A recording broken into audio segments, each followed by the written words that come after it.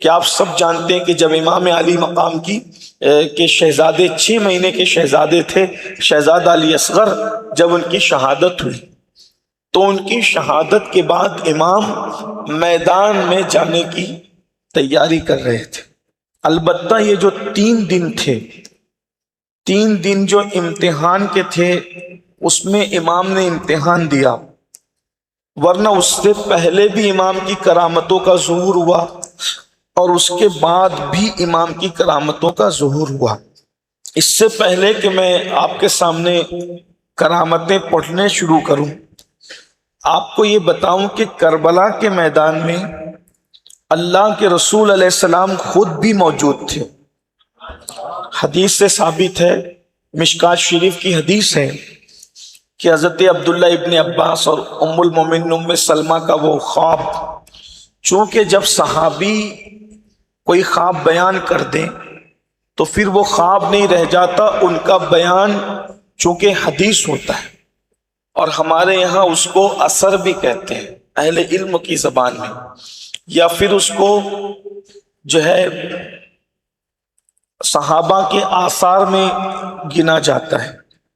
جب آثار صحابہ کہیں تو اس سے مراد ہوتا ہے صحابہ کے اقوال جو انہوں نے بیان فرمایا۔ تو حضرت ابن عباس اور ام المومنین ام سلمہ کی جو روایت ہے، اس میں رسول اللہ کا کربلا کے میدان میں موجود ہونا حدیث سے ثابت ہوتا ہے، اور وہ حدیث آپ نے سنی ہوگی، شاید توجہ کی یا نہیں کی، کہ جب ام المومنین سیدہ ام سلمہ نے اور حضرت عبداللہ ابن عباس نے، یہ دونوں بہت بڑی ہستیاں، ام المومنین ام سلمہ تو ہماری ماں ہے، مومنوں کی ماں ہے، اور ابن عباس رسول اللہ کے چچا زاد بھائی حضرت عباس ابن عبد المطلب کے بیٹے ہیں، اور ان کو سید المفسرین، رئیس المفسرین اور حبر الامہ کا لقب عطا کیا گیا ہے۔ یہ ان حضرات نے خواب میں دیکھا کہ اللہ کے رسول علیہ السلام جو ہے وہ ایک جگہ ہے اور رو رہے ہیں، حضور علیہ السلام کی آنکھوں میں آنسو ہے اور زلفیں حضور کی بکھری ہوئی ہیں، داڑھی شریف پر گرد و غبار چوم رہے ہیں، اور حضور کا لباس خون آلود ہے، اور اللہ کے رسول کے ہاتھ میں ایک کانچ کی بوتل ہے، اور اللہ کے رسول علیہ السلام سے جب انہوں نے خواب میں دیکھا تو پوچھا، قربانت شوم یا رسول اللہ، حضور ہم آپ پہ قربان ہو جائیں، آج آپ رو رہے ہیں، زلفیں بکھری ہوئی ہیں، داڑھی شریف پر گرد و غبار چوم رہے ہیں، کیا ہے؟ تو اللہ کے رسول علیہ السلام نے فرمایا کہ آج میں کربلا کے میدان میں موجود ہوں۔ یعنی آپ غور فرمائیں کہ اللہ کے رسول اپنے مزار اقدس کو چھوڑ کر آج کربلا کے میدان میں ہیں، جنت کو چھوڑ کر اللہ کے رسول علیہ السلام آج کربلا کے میدان میں ہیں، اور فرماتے ہیں میں صبح سے لے کر اب تک حسین اور اس کے ساتھیوں کا خون اس بوتل کے اندر جمع کر رہا ہوں۔ رئیس الکلام علامہ ارشد القادری رحمۃ اللہ علیہ لکھتے ہیں کہ روح سیدہ فاطمہ وہاں موجود، مولا علی موجود، انبیاء کی ارواح موجود، اور ایک تاریخی جملہ جو آپ نے لکھا وہ یہ کہ کربلا میں گویا کہ آج حسینی میلہ لگا ہوا ہے، یعنی سب مدد کے لیے حاضر ہیں، مگر مدد لی نہیں جا رہی ہے، اس لیے کہ آپ کو امتحان دینا ہے۔ صاحب حیات لکھتے ہیں کہ فرشتوں کی جماعت آئی امام حسین کے پاس اور کہنے لگے کہ آپ چاہیں تو ہم اس لشکر کو برباد کر دیں، لیکن اللہ یہ چاہتا ہے کہ آپ کو یہ اختیار دے کہ آپ دنیا کی حیات چاہتے ہیں یا اللہ کی رضا چاہتے ہیں۔ اگر آپ دنیا میں موجود رہنا چاہتے ہیں تو ہم ان سے مقابلہ کر کے ان کو ابھی ہلاک کر دیں۔ امام نے کہا مجھے اللہ کی رضا چاہیے، میں ان کی ہلاکت نہیں چاہتا۔ اس کے بعد پھر ایک ہیبت ناک پرندہ آیا جس کی شکل عجیب و غریب تھی، اس نے کہا امام اگر آپ اجازت دیں تو میں ایک پر مار کر ان کو ابھی برباد کر دوں۔ امام نے فرمایا مجھے تیری مدد کی ضرورت نہیں ہے۔ اس کے بعد جنات کا بادشاہ پوری جنات کی ٹیم کو لے کر آیا اور اس نے کہا اگر آپ اجازت دیں تو ہم ان سے جنگ کر کے ان کو ہلاک کر دیں۔ امام نے فرمایا اس کی ضرورت نہیں ہے۔ امام نے کسی سے مدد نہیں لی۔ پھر ہوا کا فرشتہ آیا، اس نے کہا ایسی ہوا چلاؤں گا کہ یہ سب برباد ہو جائیں گے۔ امام نے فرمایا اس کی ضرورت نہیں ہے۔ اس طرح کی تفصیلات ہماری کتابوں میں موجود ہیں۔ امام علی مقام نے کربلا میں بھی کرامت دکھائی۔ ایک بہت زبان زد ایک واقعہ، دراصل اس کو بیان کیا ہے حضرت فخر پاک رحمت اللہ علیہ۔ یہ جو سلسلہ چشتیہ کلیمیہ نظامیہ ہے، اس میں حضرت فخر پاک ایک بہت بڑا نام ہے۔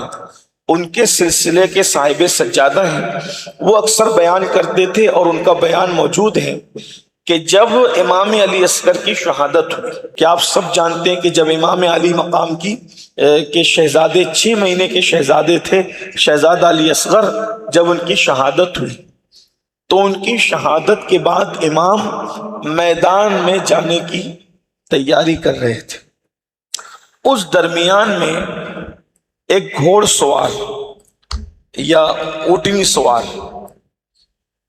اپنی سواری کو دوڑاتا ہوا آیا، اور آنے کے بعد امام نے جب گرد اڑتی دیکھی اور وہ آ رہا تھا امام کے خیموں کی طرف، تو آپ نے انتظار کیا۔ جب وہ آیا تو پورا پسینے میں شنابور تھا۔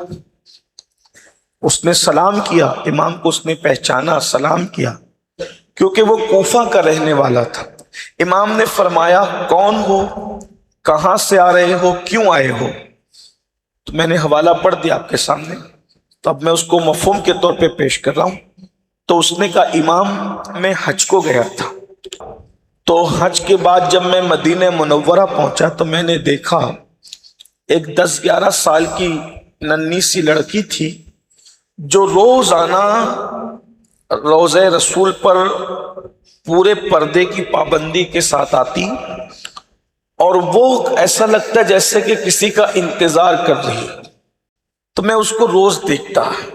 ایک دن میں نے پوچھا شہزادی اتنی ننھی سی عمر میں تیری پردے کی پابندی بتاتی ہے کہ تو معمولی گھر کی نہیں ہے، تو کون ہے؟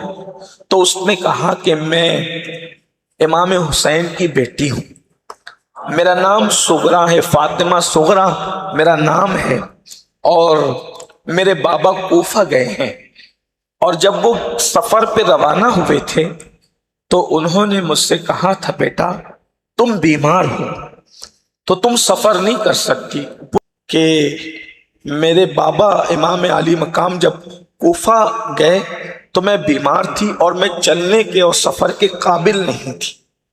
تو میرے بابا نے کہا کہ بیٹا تم اچھی ہو جانا تو ہمیں خط لکھنا، تو ہم تمہیں علی اکبر شہزادے کو بھیج کر اپنے پاس بلوا لیں گے۔ لیکن جب سے وہ گئے ہیں ان کا کوئی خط نہیں آیا، تو میں اسی انتظار میں ہوتی ہوں کہ یا تو قافلہ لوٹ کر آئے گا یا تو ان کا کوئی قاصد آئے گا خط لے کر، لیکن کوئی خط آتا نہیں۔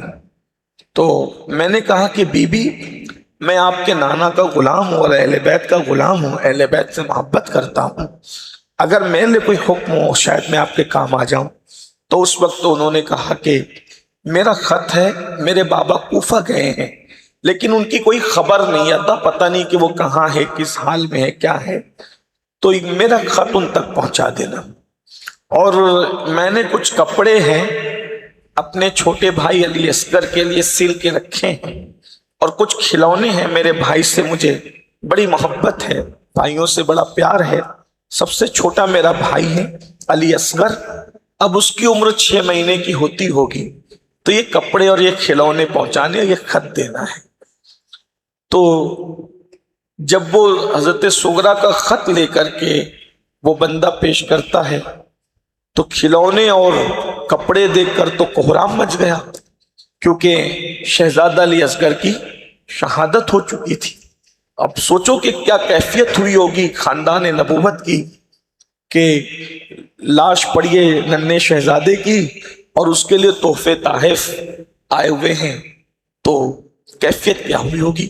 امام نے وہ خط کھولا، خط کا مضمون تو بڑا طویل بیان کیا جاتا ہے، اس کا خلاصہ یہ تھا کہ ابا جان आपने तो कहा था कि तुम खत लिखना, हम अपने अहवाल से वाकिफ करेंगे और तुम्हें बुला लेंगे। आपका कोई खत तो आया नहीं, और बहुत सी बातें थी कि मैं इंतज़ार करती हूँ रोज़ाना सुबह से शाम तक, लेकिन ना आपका कोई कासिद आता है, ना कोई ख़त आता है, ना कोई आता है। और उसके बाद कहा कि अली अकबर से कहना कि मैं उससे नाराज़ हूँ, क्योंकि उसने मुझसे वादा किया था भैया ने कि वो मुझे वापस आकर ले जाएंगे। उनसे कहना कि जब वो मुझसे मिलेंगे तो मैं उनसे बहुत सी शिकायतें करूँगी। जब ये जुमले खत में पढ़े गए तो पूरा काफिला रो पड़ा। इमाम कहते थे कि अब वो क्या शिकायत करेगी, क्योंकि वो तो वहां गया है जहां जाने के बाद कोई वापस नहीं आता।